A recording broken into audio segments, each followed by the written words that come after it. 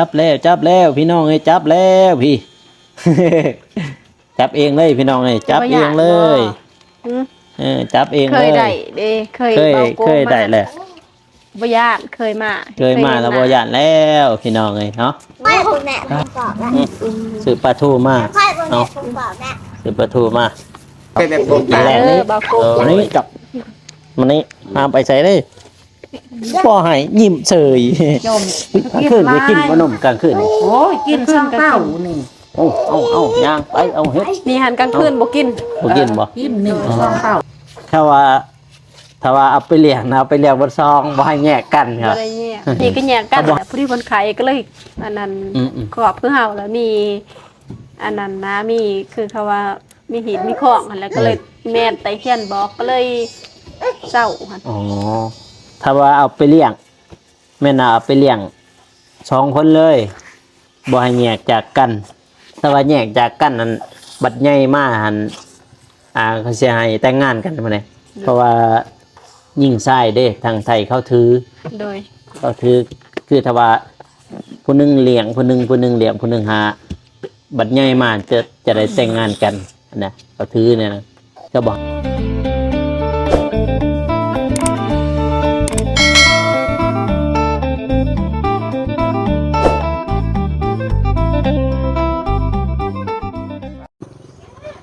มาพี่น้องเลยเนาะที่ทุกเปิดภาพมาอีกพี่น้องเอ้ยอยู่บ้าน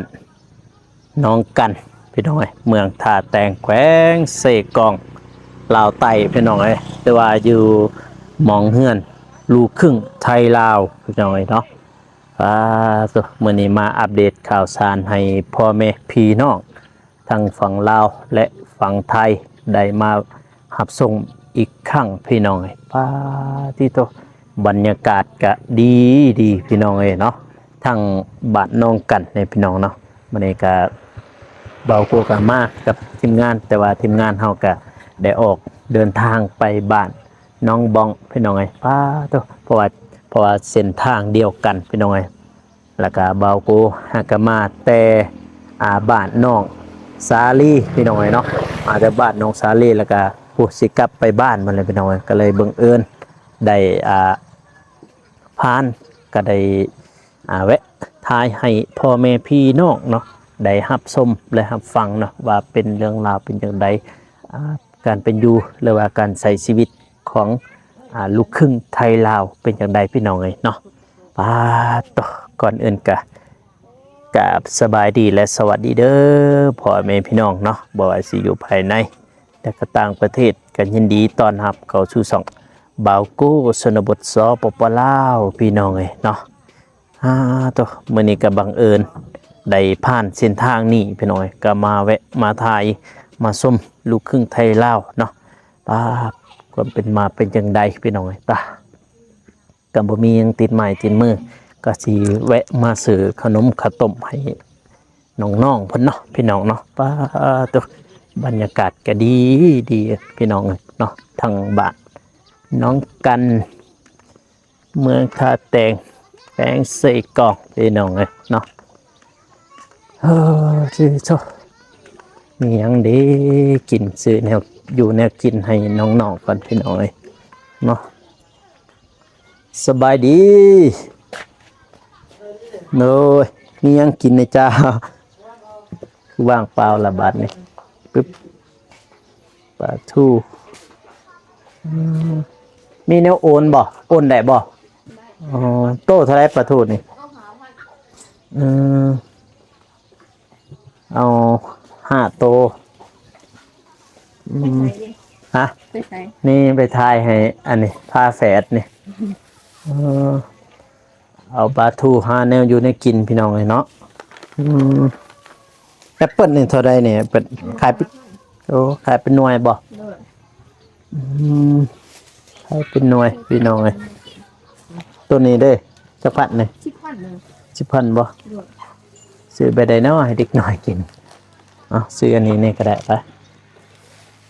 ตัวเบิ่งขนมข้าวต้มมีนมอยู่บ่ปองหน่อย4,000บ่ ตัวใหญ่เด้อ๋อเอาตัวน้อยก็ได้เอาแฟกหนึงเลยก็ได้อืมแบบนี้พี่น้องมีหยังติดไม้ติดมือให้น้องๆเพิ่นมีหยังนี่น้ำสมบ่เออso อึดจากขนมแบบใดเลยให้เด็กหน่อยบัดนี้แต่ก่อนเคยซื้อใส่ในขนมเบิ่งเลือกขนมให้เด็กน้อยก่อนไอ้ฟ้าแฝดเพิ่นอืมอิหยังนี่แนวลิ้นบ่แนวลิ้นให้เพิ่นบ่ใส่ต้นน่ะบ่อืมเบิ่งก่อนเอาตัวใดเด้ให้เด็กน้อยพี่น้องเอ้ย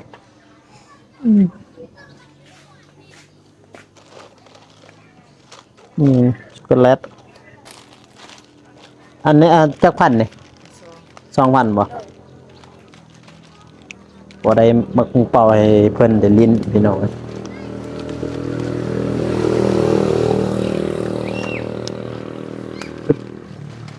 หลายคนเลยเอา2 อันพอแหละปึ๊บบาทนี่ดูไหลเงินบาทนี่ปึ๊บเดี๋ยวจีโอนเอา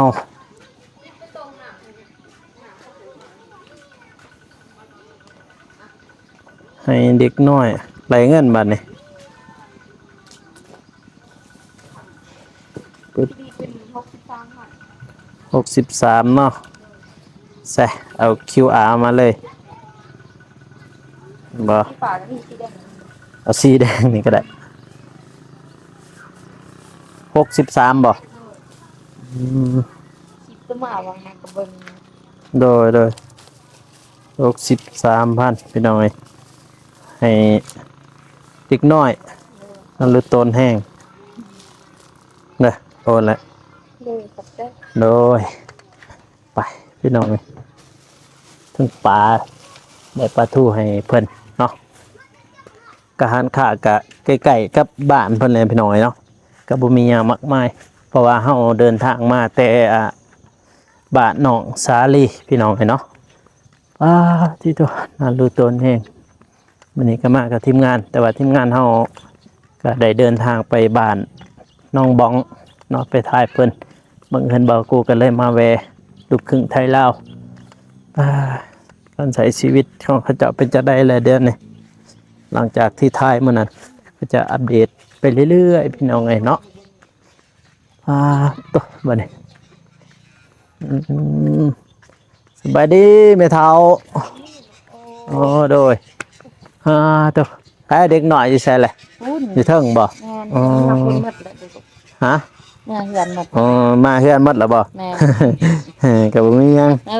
ซื้อขนมข้าวต้มให้เพิ่นนี่แหละโดยสู้พี่น้องนี่ตะเห็นบ่นี่นะพี่น้องนะเฮือนชานบ้านซองเดี๋ยวจะถ่ายอ้อมๆให้พี่น้องได้เบิ่งเนาะนี่อ้อมๆเฮือนของเพิ่นด้านหน้าก็จะเป็นปลูกมากมากแตงอักปัวผักกาดเขาเจ้าเลยพี่น้องไปปลูกพี่เฮือนเขาจะอ้อมๆเนาะพี่น้องเนาะตัวเฮือนเนี่ยก็เก่าแก่หลายพี่น้องสองหลังอันนั้นก็หลังหนึ่งอันนี้ก็หลังหนึ่งพี่น้องอันนั้นหลังนั้นแม่เฒ่าเพิ่นนอนเนาะหลังนี้แม่น่ะลูกครึ่งไทยลาวเพิ่นนอนพี่น้องเพิ่นเฮาก็ได้แชทถามเพิ่นพี่น้องเพิ่นหาก็มาแต่หน้าพี่น้องบางทีมื้อเช้าเบากูว่าสีเวเนาะแต่ว่าเพิ่นบ่อยู่เฮือนพี่น้องเนาะเพิ่นมาอยู่เฮือนเพิ่นไปหน้าพี่น้องก็เลยกลับมาแต่บ้านน้องสาลีก็เลยมาแวะอัปเดตข่าวสารให้พ่อแม่พี่น้องเนาะฝั่งไทยฝั่งลาวหรือว่าต่างประเทศได้รับชมอีกครั้งหนึ่งพี่น้องตาที่ตัวถึงเล่าความเป็นมากกะผู้ใดได้เบิ่งคลิปต้นก็จะได้เห็นเนาะพี่น้องเนาะก็คือทาง FC หรือว่าพ่อแม่ผู้ใหญ่ใจบุญเนาะเพิ่นก็ว่าถ้าว่าเอาไปเลี้ยงแม่นว่าเอาทั้งซองไปเลยพี่น้องเอ้ยบ่อยากให้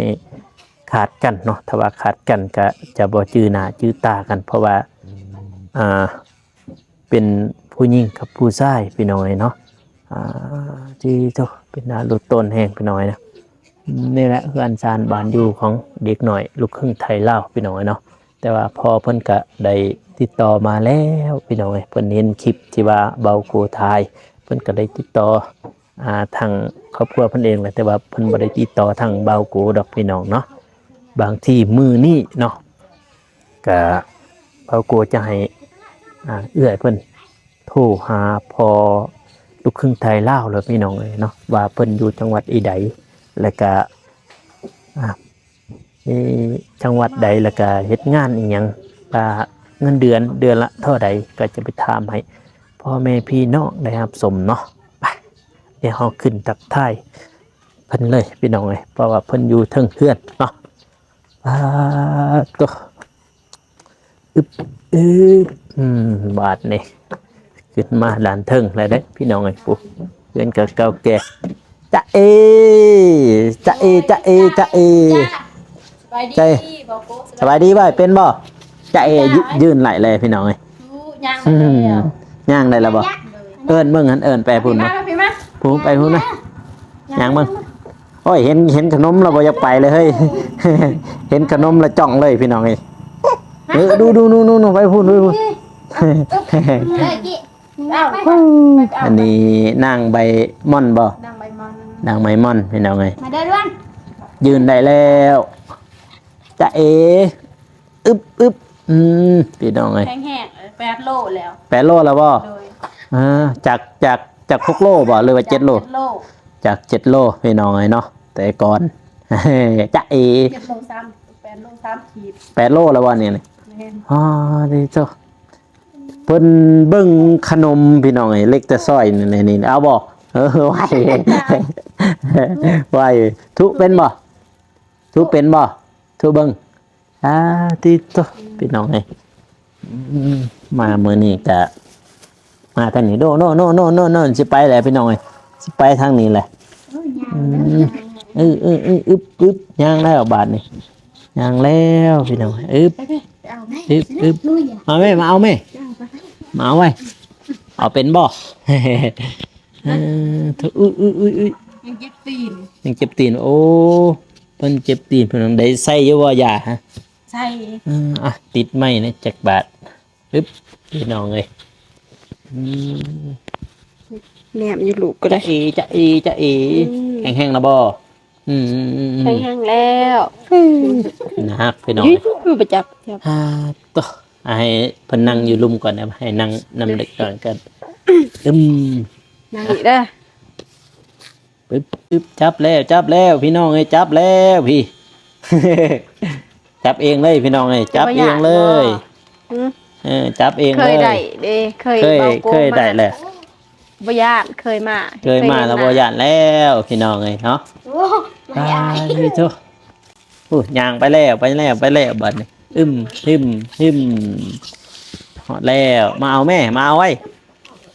จะได้ เอาเลือกเอาเลยเอาเองเลยพี่น้องเอ้ยเอาเลยให้มันนี่เอาเอาเองเลย เอาเองเลยบาทนี่พี่น้อยเพราะว่าเบากูเคยมาแล้วเพิ่นจะได้จือหรอกที่ ทุจานติลูก ถูเป็นบ่ ทุจานติ ถูเป็นบ่เจ้าสบายดีผู้ใหญ่เพิ่น โดยสบายดีโดยขอบใจไหมโดย สบายดีเด้อพ่อแม่พี่น้องเนาะ โดยตัวบาทนี่กินแล้วบ่บาดนี้ให้แกะอีกหน่อย จะกินบ่ได้แนวนี้มันสิคาคอกินบ่เป็น ให้เด็กหน่อยเป่าก่อนนะพอได้เป่าอันนี้ตัวนี้ให้เพิ่นกินนี่ กินบ่ได้เจ้าสิคาคอตัวนี้ กันอะไร ทูจ้าทูจ้าก่อน ทุกเป็นบ่โดยสบายดีแล้วไม่เท่า ผู้จ่าไว้ เอ้ยมายามลานหน่อยบ้าม ายามลานน้อยจะเอ เอ้ยจะถูกน ผู้จ่าไว้ ำมาเลี้ยงช่ ผู้ วย จ่าอืม คนจะกินละยาก จะกินแล้วได้บาดนี่พี่น้องเลยเนาะ น้ำขัด กินแล้ว กินเป็นแล้วเนาะเอาเนาะ คนหันหน้าไปหาอายไป เป็นบ่ คนพน ปล่อยเรา นี่ทุบ้า ผู้จ่า ทุบเป็นบ่ ทุบ้า ทุบ ทุบ้างาม ทุบ้า ทุ อืม ทุนางเลยหมันได้บ้าง ทุแกเนี่ยเฮ้ย เฮ้ย มันแล้วยังเป็นถูกก่อนหมู นั่นวะ ถูกแต่อยู่เห็นดูกลาง แต่เห็นข่อยอยู่กลางเห็นบ่ อยากลงแต่วังหนึงแหละ เอา ลง เป่าให้เขาเลย ทำจืดก็นอนจืดเพิ่ม เอากินเป็นบ่เอานี่ตัวนี้เอา มันกินง่ายไปแกงมันหน่อยเอาสะโพก กินเบิ้ง มี จ้ะลินเปล่าลิ้นนี่ เห็ดแต เสือกให้เขามาลินนะ เสือให้มาลิน แล้ แล้ว ว ยิกเลย นับเลยค่ะเตรียมเลย อุ้ยเล่นน้ำกันมาเล่นน้ำกันนะเล่นน้ำกันนะขอบใจอ้าย กัดเป็นกันเลยพี่น้อง แม่ เนาะ ค่อยปรุงแหนปรุงกรอบแล้ว ซื้อปลาทูมา ค่อยปรุงแหนปรุงกรอบแล้ว ซื้อปลาทูมาซื้อมากินแรง บาโก โอ้ยแต่ยังกินแรงบัดเนี่ย บ่มียัง ตกน้ำมัน ต้นน้ำใหม่อ๋อ นี่แล้ว ไปหน้าเบ้ามันนี่ เอ้ยแม่ โดยไปหน้าไปลกกะลุง เอ้ยให้ค่อยให้ ปลาสิแวมื้อเช้านี่บ่อยู่ย่านว่าบ่อยู่บ่ได้แซดมื้อคืนนี่ ไป อยู่แต่พวกนี้ โดดนี่ไปใช่เลยอยู่ อยู่ตลอดอยู่นะแม่ ปลายามมื้อเช้ายามว่าเจ้าหันแรกบ่อยู่ซื้อนมมาฝาก ทุจ้า ทุเป็นบ่ทุเป็นบ่ ทุ ทุเป็นบ่ทุนี่สิทุเป็นกว่า นางทุหัน ทุไอ้ทุ ทุเป็นบ่ ผู้ชน บ่สนได้กินแล้ว บ่สนได้แนวกิ นี่ นเลย นี่เอานี่ นี่เอา เอาไหม เอาอู้ อึ๊บ โอ้ชนีได้เลยชนีหรือได้อันนี้ ได้แล้วสิไปแล้ววันนี้ ทิมละทิมละนี่ พี่ ม ตั อ ว มได้บอกมอมได้มอมชนอันนี้ ไม่เห็นอะไรเป็น เดียดได้หรือ บ่ได้ มาให้กินซะ อืม ไม่ได้แล้วบัดนี้เฮียแล้วอันเอานมมาให้เราอันเอาลึกไปซอย เอ้าจะชิลมติแหละเอาจกให้ใส่ปากเอ้าเส้นหอม ไปซอยให้เราซะ นึงก็กินเล็กแต่ซอยตัวเบาโกมาให้ นั่นบ่ โดยบ่ทันเบิด จกเด้อ ยัง2อันแพงไหวเพิ่นยามมันโซ รูด ยามซอดยังได้กิน โดย อย่าจับเอ้า บ่ได้เด้สิเอาซองเพิ่นนี่เด้อใช่ บ่ไหวบ่ทันตัวนี้ดอกไหว เฮ้ย อันนี้ เอาบ่ บ่ไหว เอาอันนี้ นี่ เอาบ่นี่ให้สิเอา ใครจะเอาอันนี้เก่งอันนี้บ่เต็มปานใด อันนั้นมันครับ มันสมองบ่ลงยอด มีแต่ตัวนี้ละคี เอ็นบ่นี่ตัวผู้นี่แลได้พี่น้อยผู้หญิงแลได้ตั้งใบมอน แม่ให้ค่อยปรุง แน่นเบิ่ง กรอบ กัน แล้ แล้ว วตีแน่นตีกืนไหน แม่นบ่ แม่ เออ ใจสะคุณนี่ก็ได้ ปล่อยให้เพิ่นกินนะระวังเฮียเด้ออย่าเราจักหัน นั่งลงลูกนั่งลงคนหูบ่นั่งลง เพิ่นดูดเป็นนี่พี่น้อง ก็มันเคยดู เป็นแล้พี่ดูดเป็น นั่ง เด้ ล อง ตีละนั่งลง ทุจ้า นั่งลง ทุจ้า ถือเบิ่ง ทุ ถูกเอา ดูดเป็นเลยพี่น้ ทุ องพี่เด้ ทุทุ ทุ เอาแต่เบิ่ง มาแต่เบิ่ง อาม เอาติ พี่น้องเนาะ เหนี่ยมที่สุดอยากจับบ่ได้เอาใส่ปากนี่ ตีโตดูดเลยพ่อเพิ่นก็ติดต่อมาอยู่บ่ แต่มื้อนั้นแล้วก็บ่ได้โทรมา บ่ได้โทรมาเลย เดี๋ยวก็บ่ท่ามเลยนะจะท่าม เพิ่นเฮ็ดเวียกจักโมง เดึกละ10:00 น เพิ่นเฮ็ดเวียกกลางคืนบ่ โดย อ๋อ จะโทรหา ทั้งกลางเว้น พิ่ ทั้งกลางคืนแล้วเฮ็ด8โมงเช้าพอประมาณ10โมง11โมงก็เลย เอ้ยกินเบดก้อนตัวนั้น คายมักใหม่ ใส่หมัก โอ้ ใหม่ มันเคยคลายกันมา เป็นลูกจ้างเขา ธรรมดาบ่ เป็นอันนั้นเป็นแอดอันนั้นรถทางหลังอันนี้ อ๋อรถโดยสารนั่น โดยแบบเขาคายบักใหม่อันหน้าบักใหม่ไปบ้างแล้วก็อันนี้คันหัวหน้าสั่งมันเบิดแล้วก็ไปให้อีกนะ อ๋อเสร็จแล้วคลายมาใหม่ผลไม้หน่อยเนาะ โดย ใครในระบอตีนคนนี้ ใครแน่ ใช่แน่เศร้าแล้วเด้อใส่ได้ย่างได้ บ่สนได้กับนมบัดนี้ หาดกันละเอากินทางบ่แพ้ตัว บ่แพ้ผู้หญิงดอก เก่ง นี่อันนี้ เป็นอยากกิน เป็น บ่สนนั่น อืม ได้กินบ่ได้แล้วมันยากไม่ยาก อืม คันสมมุติว่ามอนนี่กินนมย่างนมทำมาก่อนไปตักยากบ่ได้ หยาดเอาแล้วเนาะ เก่งเลยในนักอีจอยอีทางว่า นี่เก่าโลแล้วเด้ เอาโล เกาโลแล้ว โลคนนี้เกาโลแล้วบ่ โดย จัด ลองอูบเบิ่งโลดค่ะจำแห้งอูบแม่อูบบ่ได้ ตอนนั้นจักโลตอนมาถ่ายมื้อแรกอันนี้ 7โล 7โล 8โลนะตอนนั้นนี่หัน7โลหัน8โล 7โล8โล 9โล3ขีด อืม ติด เป็นแล้วไปหน่อย ตอนนั้นเพิ่นบ่สบาย ลง อึบกินเบิดละบ่บุดเข้าไป บอก ทุกอ หา ย่าย ง ก็ได้บอกหายให้โลด เอาทองอ่ะ ให้ซื้อมงเป่าให้เพิ่นลิ้นซะ อืม เดี๋ยว ดี บ่ ใจ มี บ่ดุดีใจบ่ ว่าบ่มีเนี่ยลิ้นบางทีเห็น นี่แหละที่ อ้อยเพิ่นจะมึงเป่านั่นแหละ เป็นเลยเฮีย นึกเอียแล้วว่าหั่น เฮียเดี๋ยวหนังกินมันมาตื่น ดำหน้าไผเหมือนนี่ดำหน้าบ่เลยลกกะ เทิงลกกาเทิงดำหน้า ไปเอาแห้งซอยทีหน่อย อ๋อไปเอาให้แตกแล้วพี่น้อง คนพอดีเช่นนั้นได้คนเดียว เพิ่นว่าอีกเนี่ย กับบริษัทอยู่เอาลูก นี่ให้อีกเอาครับเป่าทางนั้นเป่าแล้วหยาดกัน เป็นตุ่ม อ๋อ ซ้ำนี่โพงๆขึ้นเป็น ของไผ หัวกัน เป็นตุ่ม มันเจ็บออกห่อนมันว่ามันเป็นพวกพญาติมันจะก่อนมันยังบอกพญาติเก่ามันคืนมา เพิ่งลอยนี่ มั กัน น คือเครื่องโม่ บีบเลยนี่ เพิ่นลุกได้บ่มานี่ปล่อยให้เพิ่นมาเด้เพิ่นอยู่หั่นบ่ให้เพิ่นลุกมา เวลาลุกหันยืนแบบสิลุกเองหัน แตกแล้ว ลุกเองหันลุกบ่ได้พี่เอาดึง เฮ็ดได้ก็หายืมเงินกันได้ก็ได้ กัดอีกแล้วทำสิกัดบัดนี้ มัน พี่น้อง ข้าวเฝ้าเด้ไปเฝ้าอยู่ห้างจักบาท บ่จักดอก จะ ตาม เอ้ เขาหั่นแหละ มันจะไปเฝ้าในห้าง ปิดเป็น เป็นที่ ตื่นขึ้นมาคันบีบจังอันนั้นได้จังกำได้ ไปได้ อืม มันสิเอาเรื่องแห้งลิ้นอันเฮ็ดเวียกออกให้งานลิ้นรอมันก็บ่ได้ ไทยหน้ากับไทยบ่ได้ไทยเอง ไทยเป็นใจ ไทยเอง จะไทยเอง โดย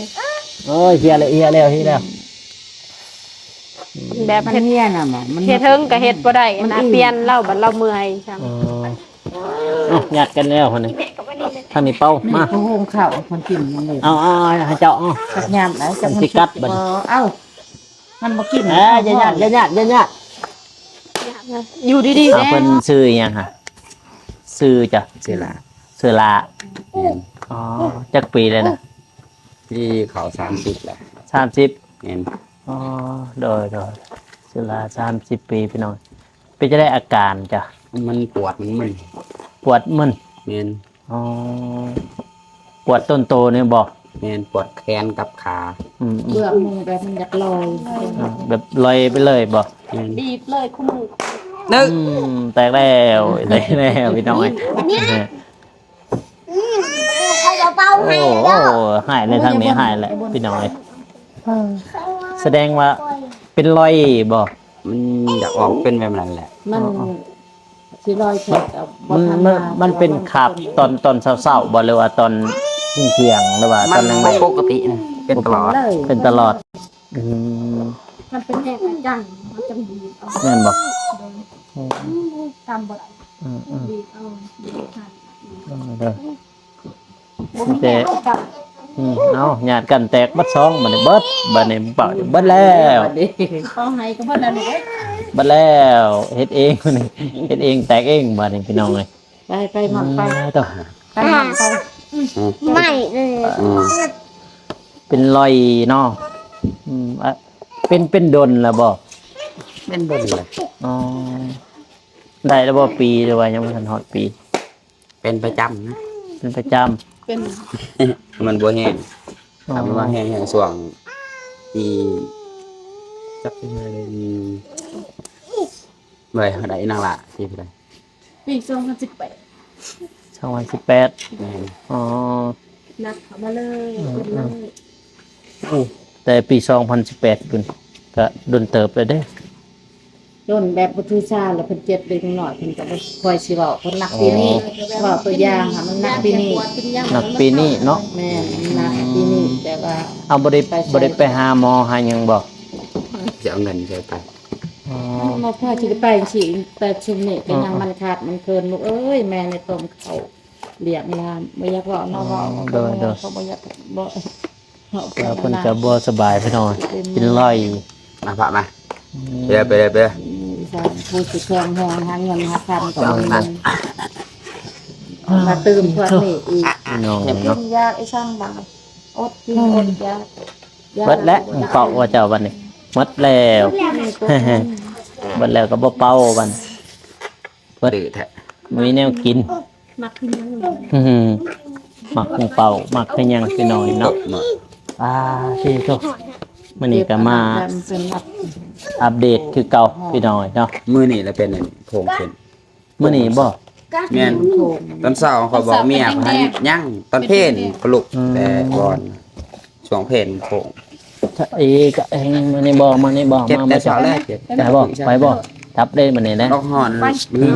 มาเจ้ามานี้เจ้า เป็นแบบโบกดา เจ้ามานี้จับมานี้มาไปใส่เลยบ่ให้ยิ้มเฉย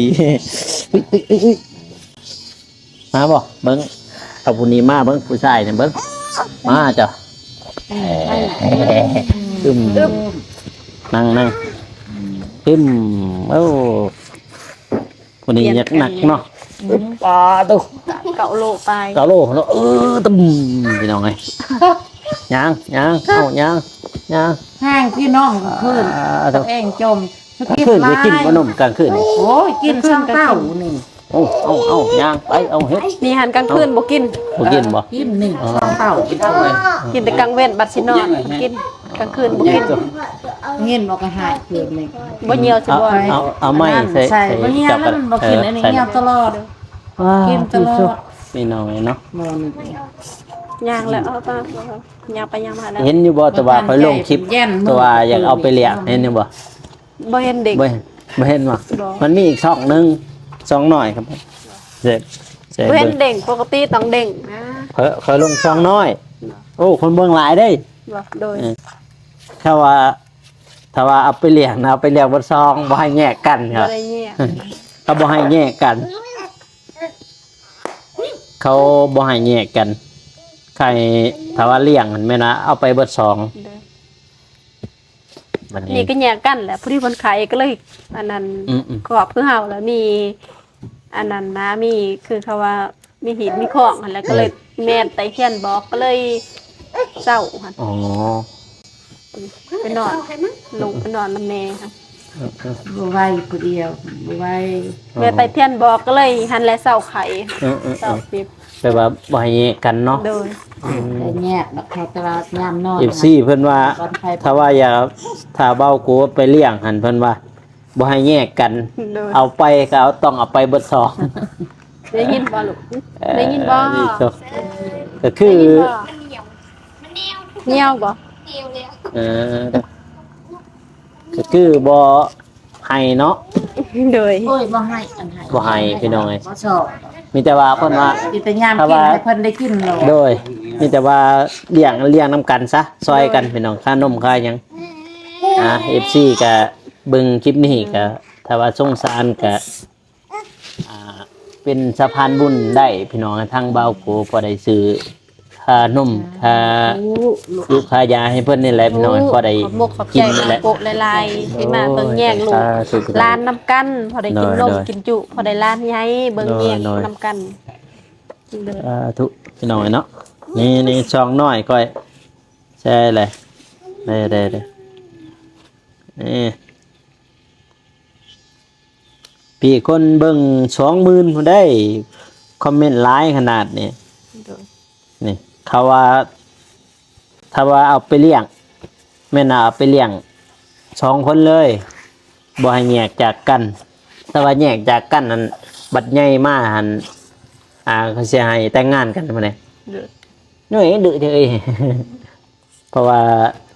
ยิ่งชายเด้ทางไทยเขาถือ โดย ก็คือถ้าว่า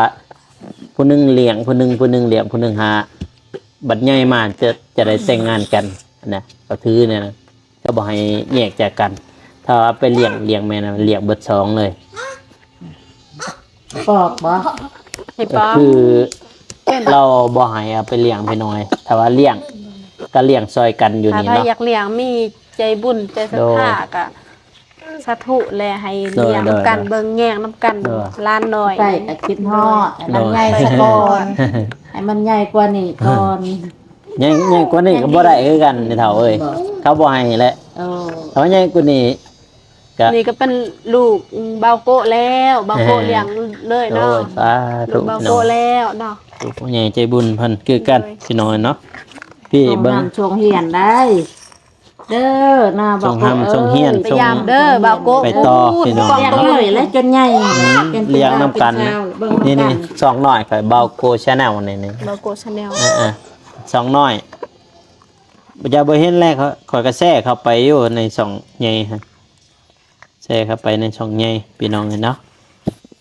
FC เพิ่นก็คอมเมนต์มาหลายเพิ่นว่าจะเอาไปเลี้ยงเบาโกมาเลี้ยงนํกันแต่ว่าบ่ให้แยกจากกันนั่นแหละพี่น้องเนาะตัว กินได้เดียวเด้อ สมัครแบบบัดนี่เอ้า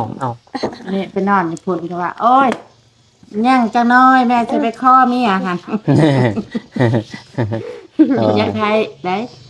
บ่ ฟันเธอหนึ่งเห็ดฟันเห็นเธอหนึ่งฟันเห็นคนเฒ่า อืม สิไปมันดอก ทางผู้นี้ว่า เนอะ ว่า 15 16จังแต่ง มาบอกว่านางเอ้ยจะเห็นบ่ปะเฒ่าจะหันไปทางใดคือบ่เห็นว่า โดย เอ้าในความฝันคือว่า บอกว่าหันเด้ไปอยู่น้ำแม่เฒ่าหันอื่นก็มา ลา พยายาม เธอนี่ก็ทายจัง เราพยายามซื่อ ต้องให้โคนนี่ก็พันให้นางเห็นแล้ว อันนี้พี่น้องไอ้เนาะ ๆนี่ปวดเลยเด้นั่งถือบ่ได้ นั่นบ่อืมกับอันนี้เบาโกกับสิริกลับแล้วได้คำโดยกับบ่มีหยังมากมายก็มาซื้อมาฝากมาตอดมาเบิ่งมาแย่งคือเก่าพี่น้องไอ้เนาะทาง คนมัน ร้านหน่อย เรื่อยๆขึ้น มาเรื่อยๆเพิ่นแหละ เรื่อย มาเลี้ยงมาเบิ่ง ร้านหน่อยเพิ่น มาแย่งพี่น้องไอ้เนาะทุกๆคลิปนี้ก็เบาโกก็สิออกเดินทางไปก่อนก็พุ่นแหละสิได้กลับไปทาง บ้านหมดแล้วพี่น้อง เด้อโชคดีเด้อ คอยล้านหน่อยกินนมกินจุคอยเบาโกอยู่ดีมีแห้งขี่รถขี่ล่างคอยปลอดภัยอย่าให้มีผิดมีภัยคอยเบาโกอยู่ดีมีแห้งอย่าเจ็บอย่าไข้ ไปจุ๊บเบิ้งมาจุ๊บมาโกะ จุ๊บ เบิ้ง บัดนี้นะ จุ๊บเบิ้งจุ๊บมาโกะเบิ้ง บ๊ายบายเบิ้นบ่ ได้เป็นบายบาย บ๊ายบายบ่ บ๊ายบายบ๊ายบายบายจ้ะ คน บ๊าย บาย บาย บาย พี่บ๊ายบายทั้งนี้ พี่บ๊ายบายทั้ง บ๊าย นี้ บายคุณ ทางโคน คุณ บ๊ายบายบ๊ายบาย บายบาย บ๊ายบายเอ้ย ทูจ่าไว้ทูจ่านี่ทูจ่าทูจ่า เป็นบ่ มันเป็น เอออย่า จ้าเป็นนะไม่น้องเลยเนาะโอ้ถูกอีกแล้ว จ้า นี่ ทูจ่า เอ้ย